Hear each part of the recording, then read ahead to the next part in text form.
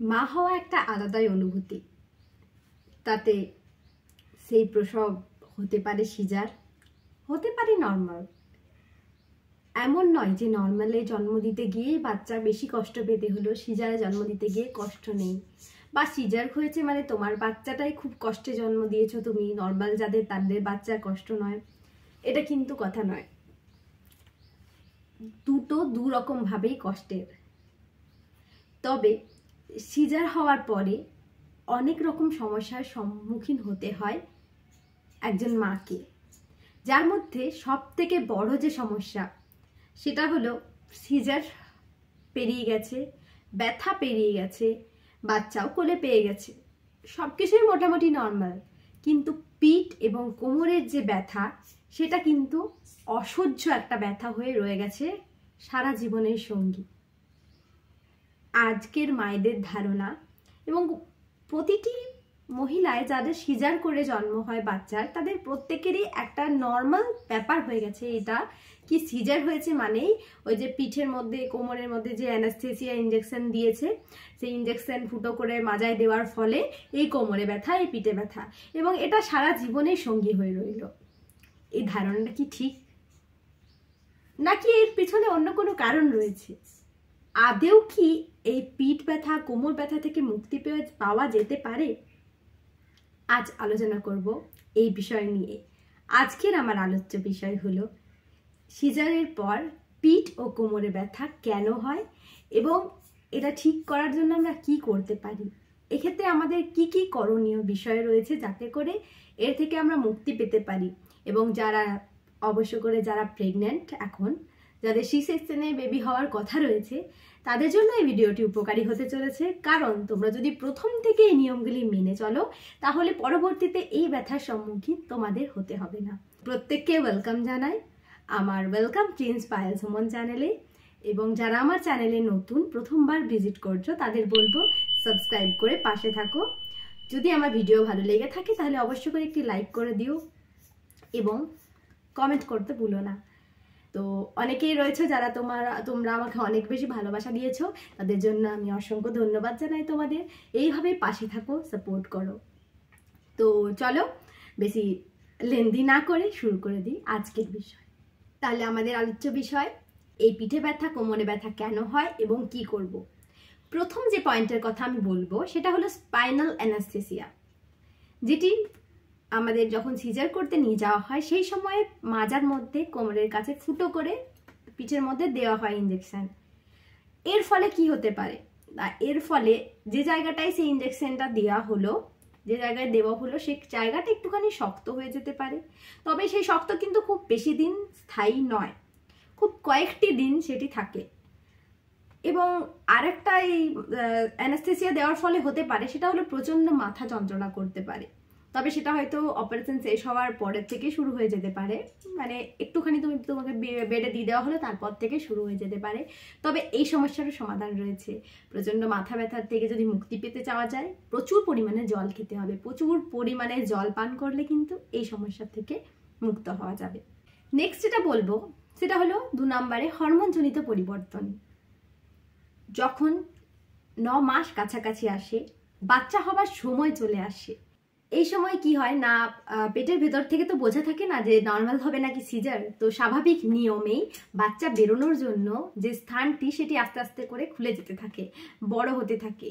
এর ফলে hormonal balance বিগড়ে যায় এবং মাসলে একটা খিচ টান ধরে। তো সেই কারণে একটা ব্যথার অনুভূতি হয়। 3 নম্বর যে কথাটি বলবো, এই পিঠে ব্যথা কোমরে ব্যথা হওয়ার সব থেকে বড় কারণ হলো বিশ্রামের অভাব।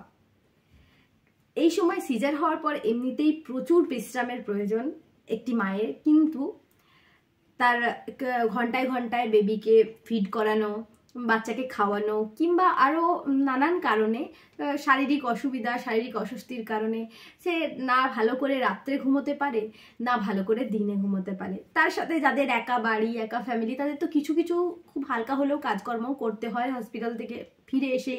তো সেই কারণেই তারা বিশ্রাম একেবারেই পায় না। সেই কারণে এই বিশ্রামের অভাবেও কিন্তু সেই কোমরে ব্যথা শুরু হয়ে যায়, যে ব্যথা কিন্তু কন্টিনিউ হতে থাকে পরবর্তীতে। তাই এই ব্যথা যদি পরবর্তীতে না পেতে চাই, যাদের এখনো পর্যন্ত বেবি হয়নি, তাদের জন্য এই টিপস, যেভাবেই হোক বাচ্চাকে ফিড করিয়ে কারো হাতে ধরিয়ে দিয়ে খুব বেশি পরিমাণে, প্রচুর পরিমাণে ঘুমোতে হবে, প্রচুর পরিমাণে বিশ্রাম কিন্তু নিতে হবে।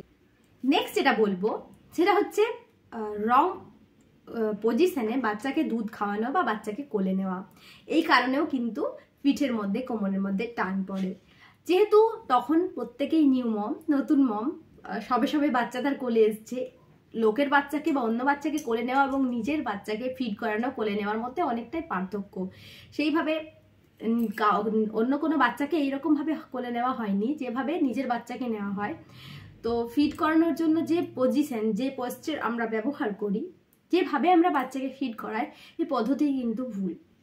আমরা এইভাবে বাচ্চা কোলে নিয়ে তার দিকে ঝুঁকে পড়ি যাতে তার ফিড করতে সুবিধা হয়, কিন্তু এই কারণেই কোমরে, পিঠের মধ্যে যে টান পড়ে এবং যে কোমর ব্যথা শুরু হয়, সেটা কিন্তু পরবর্তীতে কন্টিনিউ হতে থাকে।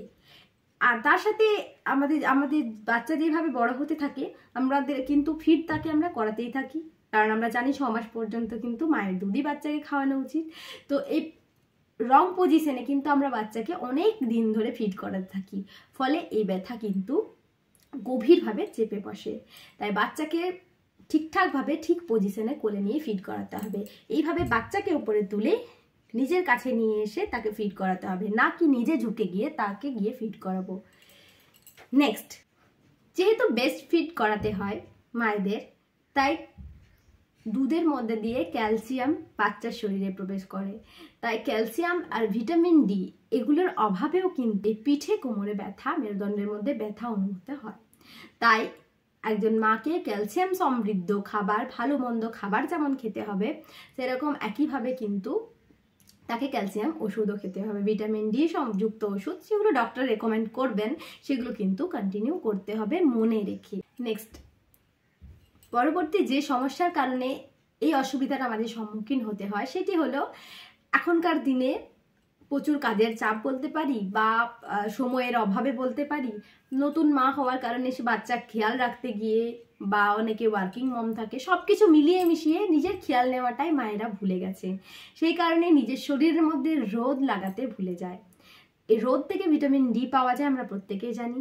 এই ভিটামিন ডি কিন্তু যদি শরীরে লাগানো হয়, ঠিকঠাকভাবে রোদে সেঁক নেওয়া হয়, এবার সময় অনুযায়ী, নাকি তুমি প্রচুর ঘরতর গরমে গিয়ে গ্রীষ্মে গিয়ে রোদের তাপ নেবে, তা কিন্তু নয়, কিন্তু গায়ের শরীরে একদম সকালের যে রোদটা, সেটা কিন্তু লাগাতে হবে, যাতে করে ভিটামিন ডি কিন্তু ঠিকঠাকভাবে পাওয়া যায়। এই প্রবলেম বারবার ঠান্ডা লাগা থেকেও হতে পারে।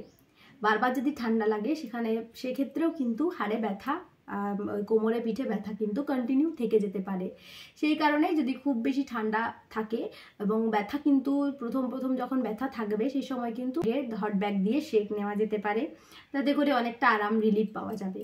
নেক্সট যে কারণে এটা হয়, সেটা হলো ওজন।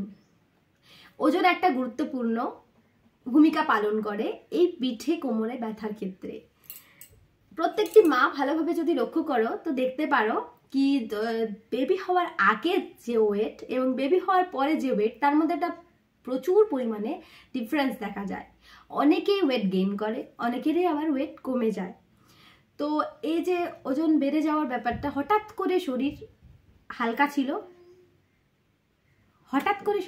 ছিল, সে ভারী হয়ে গেল, বা হঠাৎ করে ভারী শরীর হালকা হয়ে গেল, এই যে একটা ওজনের ব্যালেন্স, যেটা কন্ট্রোল করতে না পেরেও কিন্তু এই পিঠে এবং কোমরে যন্ত্রণা শুরু হয়। এটা থেকে বাঁচার সব থেকে বড় যে উপায়, সেটা হলো নিয়মিত এক্সারসাইজ করা।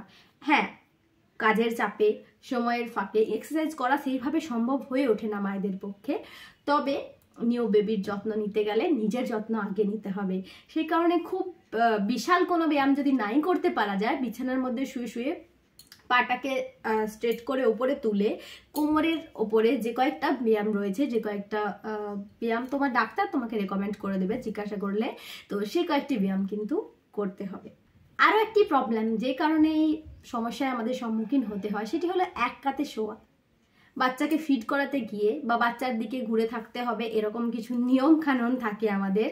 তো এই সমস্ত কিছু মানতে গিয়ে আমরা অনেকটা টাইম এক কাতে শুয়ে থাকি, বা প্রেগন্যান্সির সময়েও ওই যে ভিডিও টিডিও দেখে বা আমাদের একটা মনের মধ্যে ধারণা বাম কাতে শুতে হবে এরকম একটা ব্যাপার পেয়ে আমরা ওই এক কাতে শোয়ার একটা অভ্যেস পরিণত করে দিই। তো এই এক কাতে অনেক দিন একটানা শোয়ার ফলেও কিন্তু পিঠে কোমরে টান ধরে এবং এই ব্যথাটা কন্টিনিউ হতে থাকে। তো এই এক কাতে শোয়ার ব্যাপারটিকেও পাল্টাতে হবে। যদি এমন হয় কি বেবিকে ফিড করানোর জন্য আমাদের ওই পাশে শুতে হবে, তো বিছানায় একবার এই পাশে গিয়ে বেবিকে ফিড করাবে, আবার প্রয়োজনে উঠে গিয়ে ওই পাশে শোবে, তবু এক কাতে শোয়া চলবে না। আর তার সঙ্গে অবশ্যই প্রোটিন সমৃদ্ধ ভালো ভালো খাবার খেতে হবে, যাতে করে প্রোটিন ভিটামিন কোনো জিনিসেরই অভাব না থাকে একটা নিউ মমের শরীরে। কারণ এই সময় তোমার কাছ থেকেই বেবি ফিড করছে এবং তোমার কাছ থেকে সমস্ত কিছু তার মধ্যে ট্রান্সফার হচ্ছে। তো সেই কারণেই যেরকম প্রেগন্যান্সি পিরিয়ডে নিজের খাওয়া দাওয়ার খেয়াল রাখতে হবে, একইভাবে কিন্তু পোস্ট প্রেগন্যান্সির পরেও কিন্তু নিজের খেয়াল খুব ভালোভাবে রাখতে হবে। এই গেল কেন হয় এবং কি করব। নেক্সট বলবো কখন আমাদের ডাক্তারের কাছে যেতে হবে। আসলে আমি এই যে অভিজ্ঞতা তোমাদের সাথে শেয়ার করলাম বা যে কথাগুলো বললাম, এগুলো আমার ডক্টর আমাকে বলেছিলেন।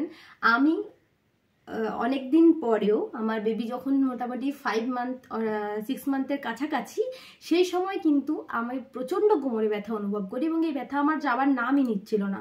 আমি বেবিকে ঠিকমতো তুলে কোলে নিয়ে খাওয়াতেও পারছিলাম না, এরকম একটা কষ্টদায়ক ব্যাপার ছিল। তো তখন আমি ডক্টর দেখাই এবং তার সঙ্গে আমার আরেকটা প্রবলেম হয়েছিল, সেটা হচ্ছে পেটও প্রচুর পরিমাণে বড় হয়েছিল, প্রচুর পরিমাণে ফুলেছিল। মানে সেই টাইমও মনে হচ্ছিল কি আমার 6 মান্থ আর 7 মান্থ চলছে। মানে যখন আমার বেবির 5 মাস বয়স, সেই সময় তো আমার 6 মাস 7 মাস পেটের মধ্যে বেবি আছে, এরকম একটা লাগছিল। তো সেই কারণে আমি ডাক্তারের কাছে যাই এবং ডাক্তারের কাছ থেকে এইসব বিষয়গুলো আমি জানতে পারি কি আমি কি ভুল করছি বা কি ভুল করেছি, কেন আমার এই কোমরে পিঠে ব্যথা এবং এটা মুক্তির জন্য আমি কি কি করতে পারি। তো সেই হিসাবে চলে এখন আমি কিন্তু অনেকটাই সুস্থ। আমার কিন্তু কোমরে পিঠে ব্যথা একদমই নেই। সিজার হয়েছে বলে কোনো কিছুই আমি করছি না তা কিন্তু নয়। তো ডাক্তারের কাছে আমাদের কখন যেতে হবে?